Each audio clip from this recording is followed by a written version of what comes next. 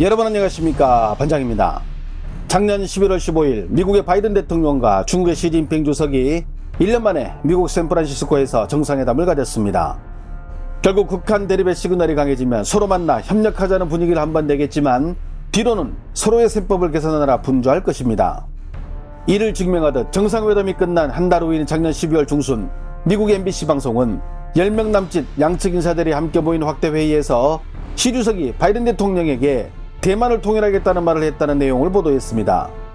집권 초기부터 시종일관 대만을 통일하겠다고 외친 시 주석. 그는 왜 이렇게 대만에 집착하는 것일까요? 모택동을 넘어 불세출의 영웅을 꿈꾸며 천안문 광장에 자신의 주장을 걸고 싶은 시진핑 주석. 하지만 모택동이 중화인민공화국을 건국한 것과 같은 세상에 내놓아야 할 업적이 필요한데 아직 시 주석에게는 그런 번듯한 타이틀이 없습니다. 미국을 넘겠다며 주창한 중국몽의 목표는 지금 당장 이루기는 어렵고 가장 가까운 기간 내에 그가 내놓을 수 있는 유일한 대업이 바로 대만 문제를 해결해 중국의 완전한 통일 대업을 달성하는 것이겠죠. 국가의 이익에 관련된 일이라면 각 정당이 정파와 관계없이 최우선적으로 생각하고 선택한다는 미국 정계의 바이파티산.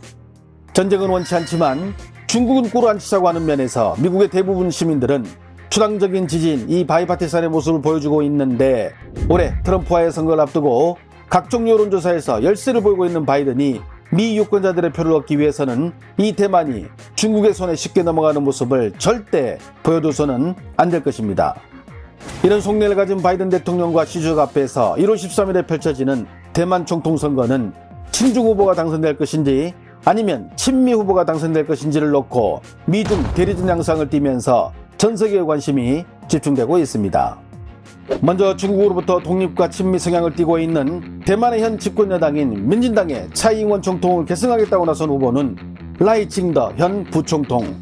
차이 총통에 비해 더 강한 반중 친미 성향과 대만의 독립을 주장하는 모습을 보이는데 홍콩이 중국으로 귀속되고 나서 자유가 사라지고 중국의 통제를 받는 홍콩의 처참한 모습을 본 대만의 유권자들은 이런 그의 모습에 지지를 보내 지금까지 95차례에 걸쳐 이뤄진 여론조사에서 한 번도 1위 자리를 놓치지 않고 있습니다. 时报一个中国的神主牌，以马英九、赵少康、韩国瑜、朱立伦为首的国民党，不知如何落实蒋经国先生的路线，却反其道而行。 하나의 중국이라는 중국과 같은 노선을 취하고 있는 친중 노선의 제1야당 국민당의 허우여우이 총통 후보는 현 집권당의 대만 독립 주장은 대만 내 불안을 야기 전쟁을 유발할 수 있다고 주장. 오히려 중국과 좋은 관계를 맺으면 여러 가지 경제적으로 이득을 많이 봐 젊은 층들에게 더 많은 취업의 기회를 제공할 수 있다며 중국과의 협력 강화를 토론 때마다 외치며 집권 여당인 민진당을 몰아붙이고 있습니다. 反对台独，两岸不断的沟通交流，增进彼此有善意，为中关路线才当真正的远离冲突，带向和平的路径。 여기에 중도를 표방하는 민중당의柯文哲후보. 台湾自主，两岸和平，是我对两岸关系的基本态度。 작년 10월 27일 대만에서 진행된 여론조사를 보면 민진당의 라이칭도 후보가 38.1%를 기록, 34.8%를 기록한 국민당의 허우여우이 후보를 앞서고 있으며 민중당의柯文哲후보는 19.2%로 1위와 2배가량의 차이를 보이고 있었습니다. 여론조사를 보도 현재 가장 유력한 당선 후보는 민진당의 라이칭더 부총통인데 변수는 현재 두 후보가 오차 범위 내에서 접전을 펼치고 있다는 것과 민중당의柯文哲후보가 대선 막판 후보 사퇴를 선언하고 국민당의 허우여우이 후보의 지지를 선언하는 야권 단일화가 성사된다면 국민당이 정권을 탈환할 가능성이 커진다는 데 있습니다. 하지만 현재 민진당이 총통선거에서 승기를 잡자 발등에 불이 떨어진 중국은 불편한 속내를 숨기지 않고 방송에서 연일 대만 독립을 주장하는 라이칭도 후보를 비난하며 노골적으로 선거에 개입하고 있는데요. 지금의 흐름이 계속 이어져 반중 친미 색채가 강한 라이칭도 후보가 당선된다면 중국에게는 악몽이 될 것입니다. 인도태평양 지역에서 미국과 벌이고 있는 패권 다툼에서 대만이라는 중요한 교두보를 또다시 잃을 것이며 대만과의 관계를 재건해 미국의 대중국 수출 통제 조치에 숨통을 틔우려던 모든 계획들이 수포로 돌아가기 때문입니다. 반면 친중 성향의 국민당 후보가 집권하게 된다면 반대로 미국에게는 악몽이 될 것입니다. 중국을 향해서 반도체 수출을 제한하고 있는데 TSMC라는 메머드급 회사를 가진 대만에 친중 성향의 정권이 들어서게 된다면 여러 루트를 통해 기술 이전이 실현될 것이며 이는 미국의 대중국 반도체 수출 통제에 구멍이 생기기 때문입니다. 뿐만 아닙니다. 중국이 원하는 통일 분위기가 무르익어 중국이 대만을 손에 넣는다면 대만이라는 이름은 지구상에서 영원히 사라질 것이며 대만을 손에 넣은 중국으로 인해 대만의 옆에서의 긴장은 극도로 높아져 전쟁이 일을 수도 있기에 미국은 내심 현 집권당의 정권 재창출을 바라겠지요. 그렇다면 우리나라는 대만 선거 결과와 아무런 관련이 없을까요?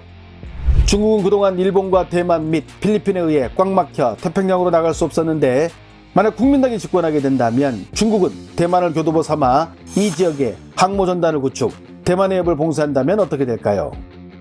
우리나라에 들어오는 중동 원유의 80%가 남중국해를 거쳐 대만의 협을 통해 들어오는데 이게 막힌다면 우리나라의 원유 생명줄이 막혀 경제 자체가 돌아가지 않는 최악의 상황이 발생할 수도 있습니다.